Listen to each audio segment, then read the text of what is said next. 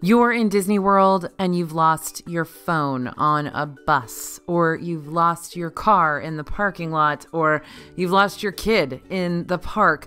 There are a lot of disasters that can happen that can completely derail your Disney World vacation. But don't worry, we got fixes for you. Stay tuned.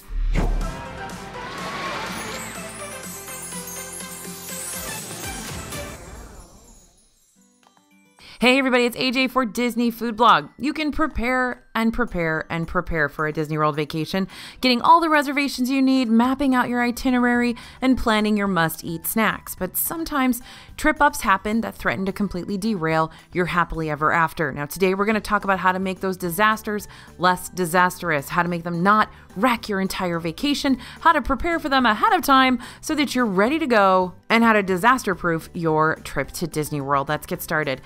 First disaster you might experience in Disney World is being stuck without transportation. So that means you're at a park, it's late, and you've stayed a little too late and there's no buses going, or you've stayed past when the monorail's gonna go and there's nothing. Well, being too early or too late to Disney World's transportation system could get you into some trouble. According to the Disney World website, transportation services like the monorail, shuttles, Skyliners, and boats, those start running about 45 minutes before the parks officially open. They stop running about 1 hour after the parks officially close. So if you're someone who's trying to get from point A to point B during a time when the transportation systems have all tucked themselves in for the night or not gotten up yet, then you might find yourself in a problem. But don't worry, there are some solutions.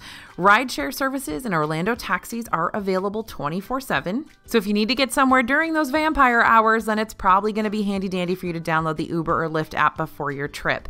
If these early late trips are something that you already know are going to be the norm on your vacation, this might be one of the big factors in deciding if you want to fly or drive to Orlando. Bringing a car might mean having to learn how to navigate your way around property. It also means paying those parking charges, but then you have the freedom to go wherever you need to go, whenever you need to go. If bringing a car is out of the question for you, you might want to consider saving for a rental car. Forewarning though, these rentals can get pricey, so check with different rental sites that you know will be at Orlando International Airport, like Hertz and Alamo, Avis, Enterprise, National, etc., ahead of time, and compare the different price ranges and car types. You can also book these before you arrive to secure your preferred rental for your trip. But I do want to say this, rest assured, if you are stuck at a park late at night and there's no way to get to where you need to go, find a cast member. A cast member is going to make sure you are taken care of and you get back to your hotel or wherever you're staying for the evening. But in the early mornings, if you want to be an early bird and be lined up for Rise of the Resistance first thing first, cast members can't really help you there. You're going to have to get yourself there early on your own.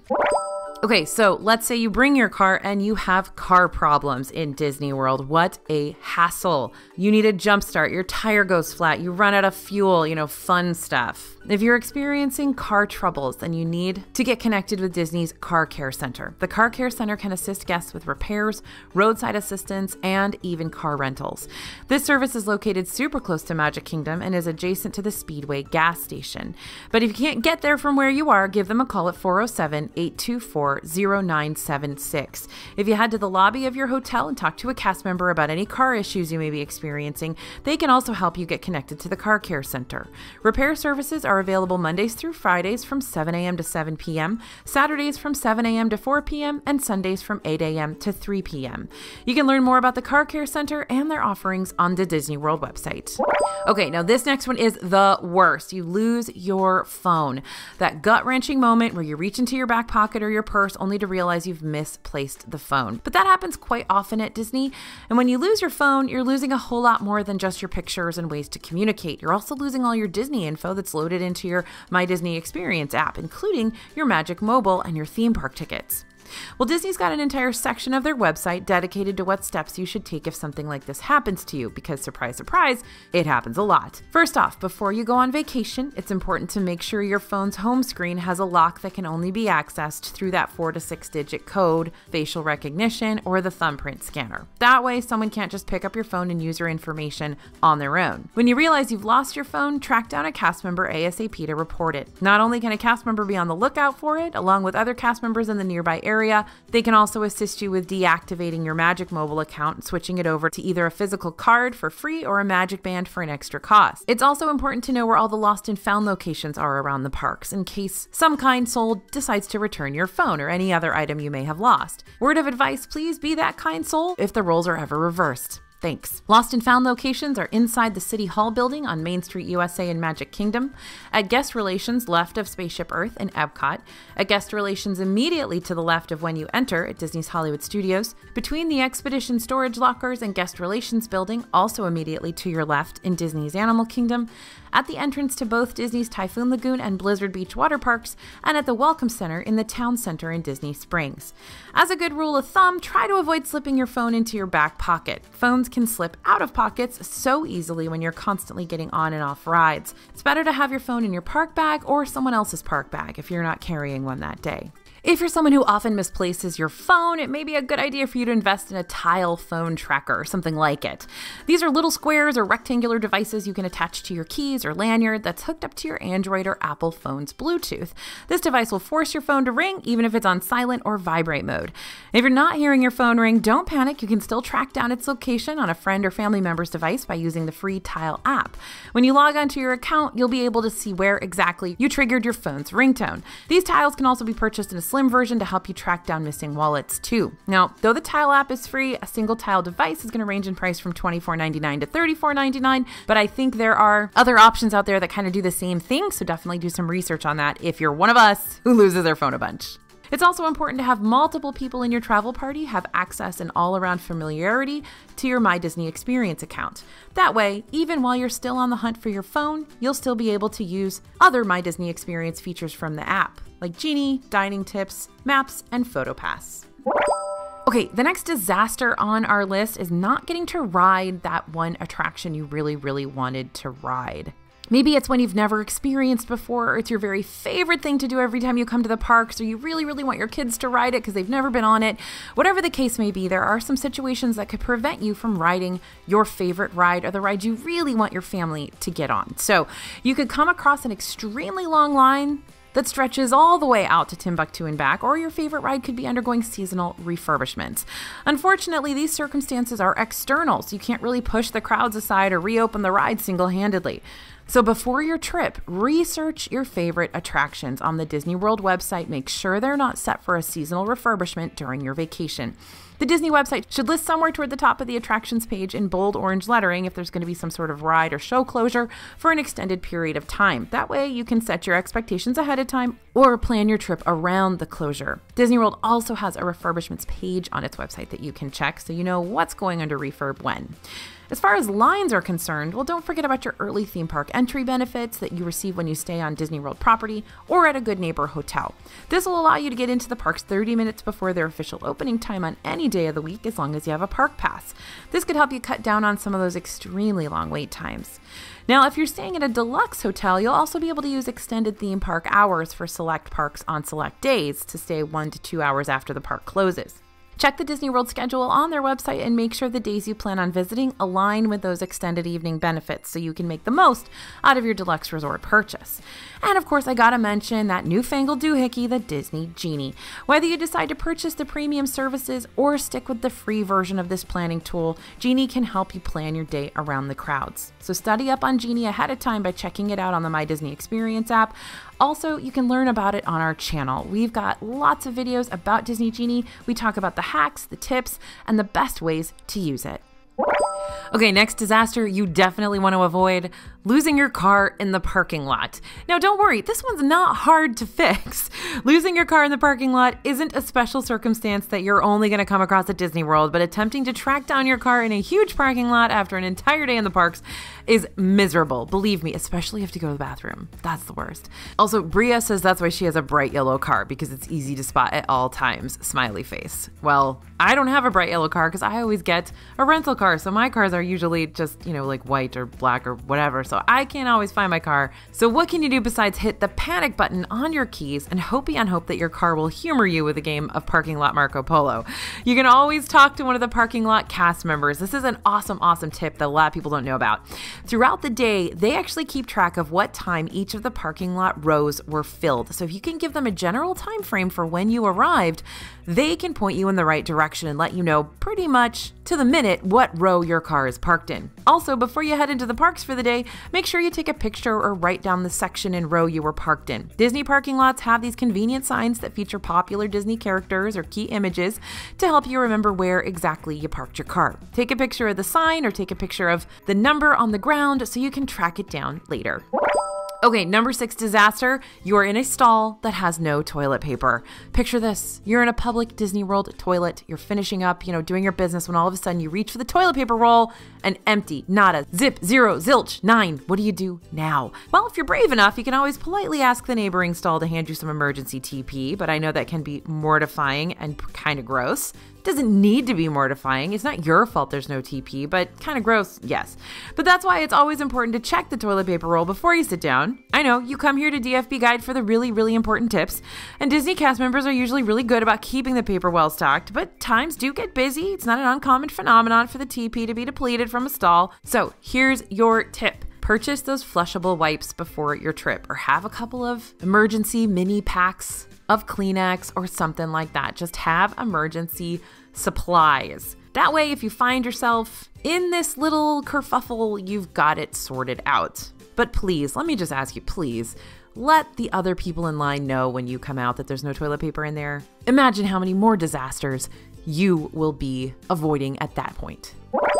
Okay, let's talk headaches, migraines. Migraines are bad enough as it is, but if you're stuck with a violent headache in the middle of your Disney day, which I know so many of you actually do experience, it's the worst. So if you're someone who experiences consistent migraines or even the occasional migraine, because Disney circumstances are definitely ones that can bring this on, then bring your usual medications that you take when you experience one back home.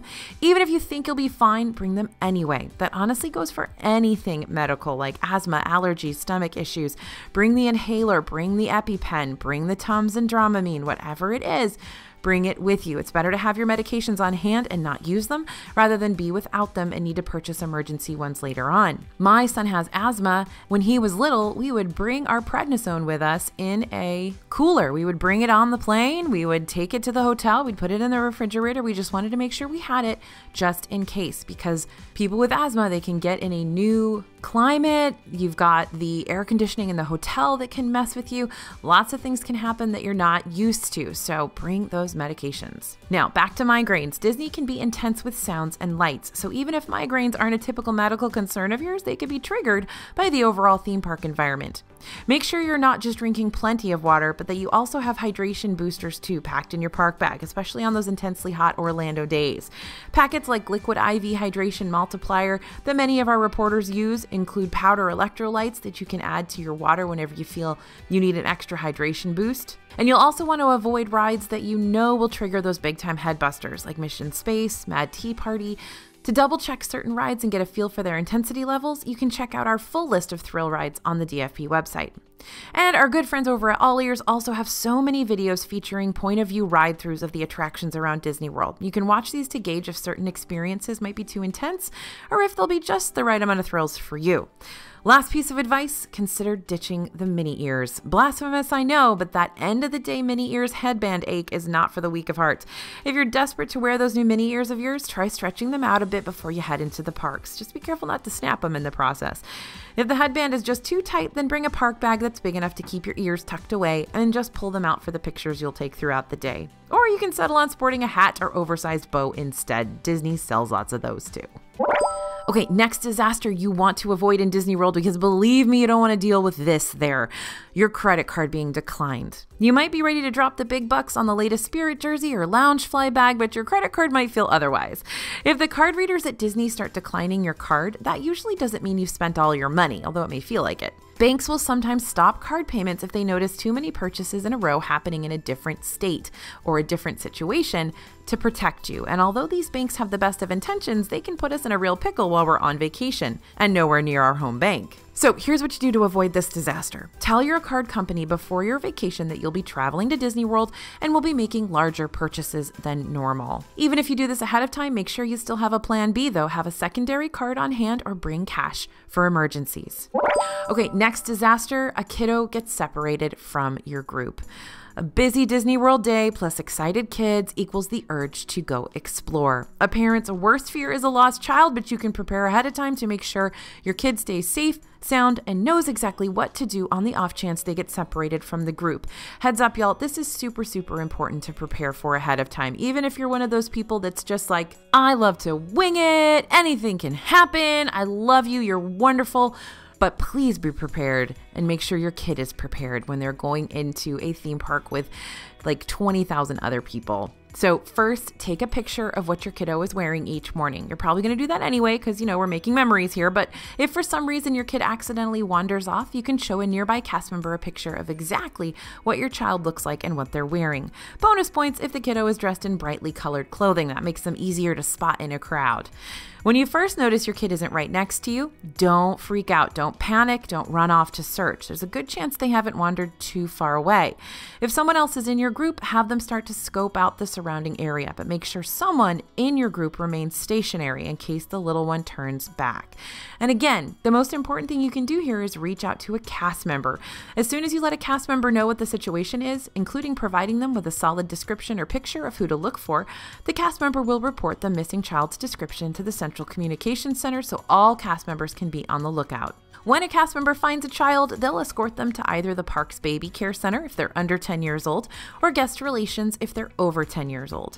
Cast members are trained to keep kids calm during stressful situations like this. So if a CM finds your kid before you do, they'll start by diffusing the tension. They'll get down on the child's level and speak calmly as they ask them the important details, like when did you last see your mom or dad, and what does your mom or dad or guardian look like? They'll also ask some fun questions to keep the kiddo from panicking, like who's your favorite Disney character? What rides have you ridden today? It's important to talk to your child beforehand about reaching out to a cast member if they ever feel like they're in trouble. Kiddos can easily spot cast members, even without being able to read yet, by their shiny name tags and themed uniforms.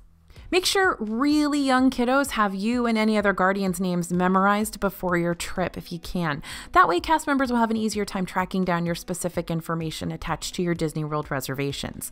To make a cast member search even easier, you may want to invest in some temporary phone number tattoos before your trip. Amazon usually has a selection of stick-on tattoos that you can put on your child's arm before your Disney day, which feature your personal phone number. That way, if a cast member does end up helping your kid out, they'll have a quick and easy way to contact you ASAP. Next on our list, your phone dies. Yep, here we are with another phone disaster. Maybe your phone didn't get lost, but you could wind up using it so much while you're accessing your My Disney Experience app and doing all the stuff you need to do on your phone that it kicks the bucket in the middle of your park day. It happens all the time. It even happens to us, and we're in the parks every day. I mentioned this already, but I'll say it again. This is another reason why it's a good idea to have another person in your group have access to your party's My Disney Experience account. But you can prevent your phone from completely going kaput on you by keeping that portable charger on hand at all times. Disney's got the fuel rod kiosks for emergencies. Fuel rods are portable chargers you can use and swap out at other kiosks if your current one runs out of juice. Fuel rod's going to cost you $30, but you can invest in your own portable power bank before your vacation. This is what I do. Depending on the power bank type and where you decide to purchase it from, these will probably run you around $25 to $35, but they're reusable. You can recharge it every night, and I use mine all the time. If you forget to purchase a power bank and you're still not too keen on the whole fuel rod situation, Disney World's got several locations around the area where you can sit for a spell and plug your phone up to charge. So bring your USB plug with you. If you'd like a list of different places you can go around the parks to charge up, we got a DFB post on that, and I'll link it down in the description below. So one last quick note for all my Disney World planners out there. Don't look at this list and go, wow, nice, I got a whole new list of fears to add to my upcoming vacation. These happenstances can be disastrous, but they're nothing to lose sleep over because you've got the solutions now. Keep these tips in your back pocket and also be aware that you're going to be fine. Disney's got lots of cast members all over the place to get you out of any jams you find yourself in. So enjoy your vacation and let us do the stressing for you. Thanks for listening, everyone, and thanks for watching. As always, this is AJ for Disney Food Blog, and we'll see you real soon.